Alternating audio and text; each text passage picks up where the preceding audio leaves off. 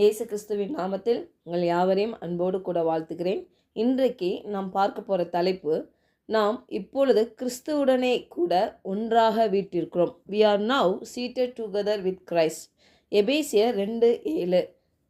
கிறிஸ்து இயேசுவுக்குள் நம்மை அவரோட கூட எழுப்பி உன்னதங்களிலே அவரோட கூட உட்காரவும் செய்தார்.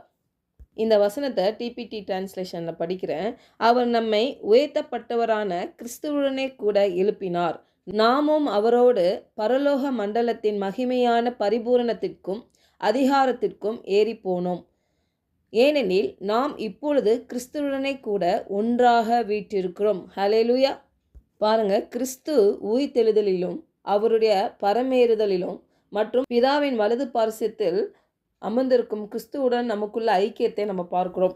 தலையாகிய கிறிஸ்துவும் அவயங்களாகிய நாமும் பாருங்க, அவருடைய ராஜ்யத்தின் வல்லமையின் தற்போதைய கிரியைகளின் நாமும் பங்கு பெற அவர் அனுமதிக்கிறார். கொலோசியர் 1:12-13 பார்க்கலாம்.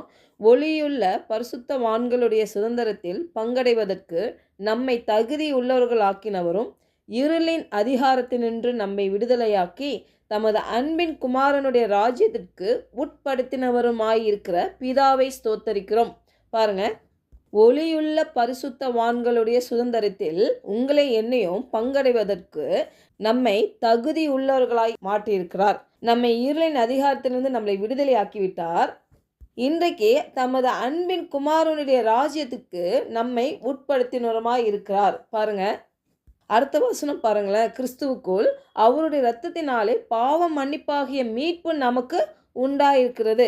பாருங்க, இன்றைக்கு பாவம் மன்னிப்பாகிய மீட்பை பெற்றுக்கொண்டு அவருடைய திட்டத்தை நாம் நிறைவேற்றும்படி பரிசுத்த ஆவியானவர் நமக்கு கொடுக்கப்பட்டிருக்கிறார். பாருங்க, நாம் அவருடைய இரத்தத்தினால் கழுவப்பட்டிருக்கோம். பாவம் மன்னிப்பு ஆகிய அந்த மீட்பு நாம் பெற்றிருக்கிறோம். பெற்றிருந்து இன்றைக்கு எப்படி விசுவாசத்தில் ஆவிக்குரிய வாழ்க்கையில் நாம் இருக்கிறோம். பாருங்க, நாம் தரிசித்து நடப்பவர்கள் அல்ல, விசுவாசித்து நடக்க அழைக்கப்பட்டிருக்கிறோம். பாருங்க, அநேக முறை நம்ம ஜெபிக்கும் பொழுதோ இல்லை என்ன பண்ணுறோம், நம்ம இந்த பூமியில் இந்த உலக காரியங்கள் பார்த்து கொண்டு நம்ம இந்த பூமிக்குரியவர்களாக நினச்சி நம்ம ஜெபிக்கிறதுனால தான் நிறைய காரியங்கள் நம்மளால் விடுதலையாய் பெற்றுக்கொள்ள முடியலை. இன்றைக்கு நாம் தேவனுடைய குமாரர்கள், தேவனுடைய குமாரத்தைகள் என்ற உணர்வுள்ளவர்களாய் பாருங்கள், தேவன் நமக்கு அவருடைய வசனமாகிய ஆவியின் பட்டயத்தை நம்மளுக்கு கொடுத்துருக்கிறார். அது ஜீவன் உள்ளதாயும் வல்லமை உள்ளதாயும் இருக்குது. அதை வைத்து கொண்டு நாம் அதிகாரம் உள்ளவர்களாய் நாம் ஜெபிக்க வேண்டும். பாருங்க, என்னுடைய பலவீனத்தில் பார்த்தீங்கன்னா நான் அநேக முறை நான் ஜெபித்தது உண்டு.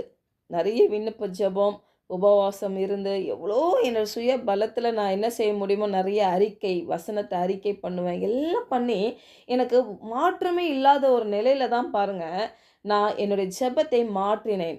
எப்படின்னா, நான் கிறிஸ்துவுக்குள் நான் யார் என்று தேவன் எனக்கு புரிய வைத்தார். பாருங்க, அப்போ நான் கிறிஸ்துவுக்குள் அவருடைய குமாரத்தி என்று என்னைக்கு உணர்வு வந்ததோ அப்போ என்னுடைய ஜெபங்கள் கொஞ்சம் மாறினது. நாம் கிறிஸ்துவுடன் பரலோகத்தில் அமர்ந்து பூமியில் அவருடைய ஆட்சியை நிலைநாட்டுகிறவர்களாக இருக்கிறோம்.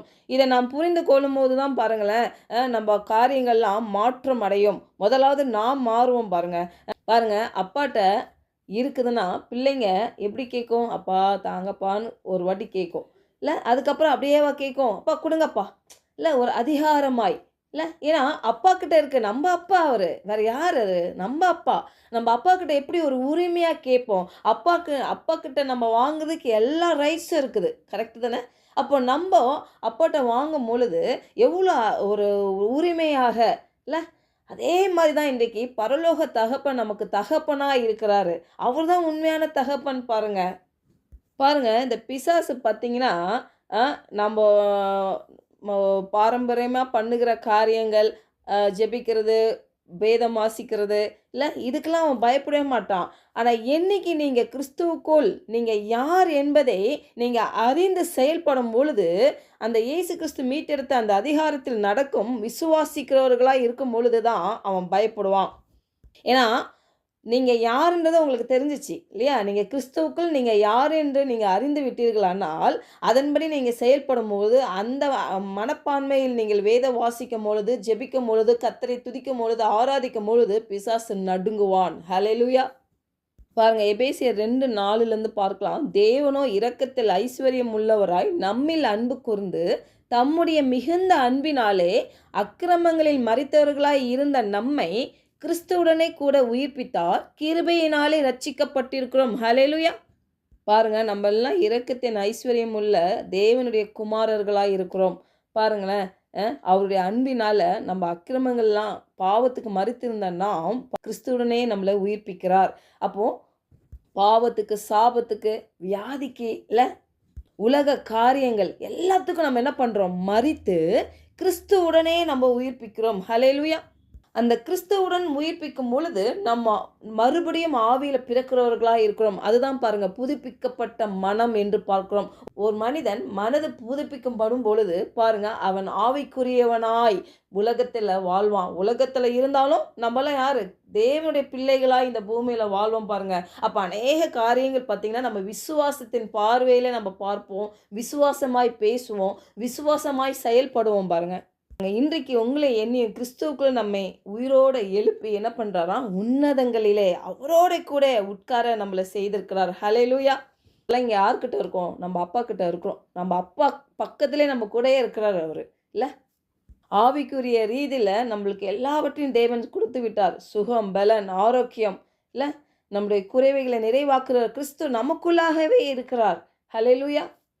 பாருங்க, மனிதன் அவரை போல அவர் சாயலாக படைக்கப்பட்டிருக்கிறார் இல்லை? காண்கிற உலகத்திலும் காணாத உலகத்திலும் வேலை செய்கிறது போல இந்த பூமியில் அவருடைய சேனாதிபதிகளாய் நீங்களும் நானும் அவருடைய பெத்த பிள்ளைகளாய் இந்த பூமியில் காண்கிற உலகத்திலும் காணாத உலகத்தையும் இணைக்கிற வேலை செய்யக்கூடியவர்களாய் நம்மை வைத்திருக்கிறார். அப்போ அவரை போல இயங்குவதற்கும், அவரை போல மாற்றத்தை கொண்டு வருவதற்கும், அவரை போல பிதாவினுடைய சித்தத்தை பூமியில் நிறைவேற்றுவதற்கும் மனிதனாகிய நாம் முழு அதிகாரத்தையும் உரிமையும் பெற்றவர்களாய் மாறி இருக்கிறோம். ஹல்லேலூயா! ஜெபிக்கலாம். பரலோக தகப்பனே, இந்த காலை வேளையில் ஆண்டவரே, எங்களோடு நீர் இடைப்பட்டதுக்காக உமக்கு நன்றி செலுத்துகிறோம். அப்பா, இன்றைக்கு ஆண்டவரே கிறிஸ்துவுடனே கூட நாங்கள் ஒன்றாக வீட்டிருக்கிறோம். ஆண்டவரே, ஹல்லேலூயா! அப்பா, உம்மை துதிக்கிறோம் ராஜா. கிறிஸ்து என் ஜீவனாக இருக்கிறீங்கப்பா. கிறிஸ்து எங்கள் பலனாக இருக்கிறீங்க. கிறிஸ்து ஆண்டவரே அப்பா எங்கள் வழி நடத்துகிறவராக இருக்கிறீங்க. ஆண்டவரே, உம்மை துதிக்கிறோம் ராஜா. கிறிஸ்துவில் நாங்கள் உலக தோற்றத்துக்கு முன்பே தெரிந்து கொள்ளப்பட்டிருக்கிறோம். ஆண்டவரே, நாங்கள் கிறிஸ்துவில் நாங்கள் சகல ஆவிக்குரிய ஆசீர்வாதங்களினாலும் நாங்கள் ஆசீர்வதிக்கப்பட்டிருக்கிறோம் என்று இயேசுவின் நாமத்தினால ஜெபிக்கிறோம் நல்ல பிதாவே. ஆமென்.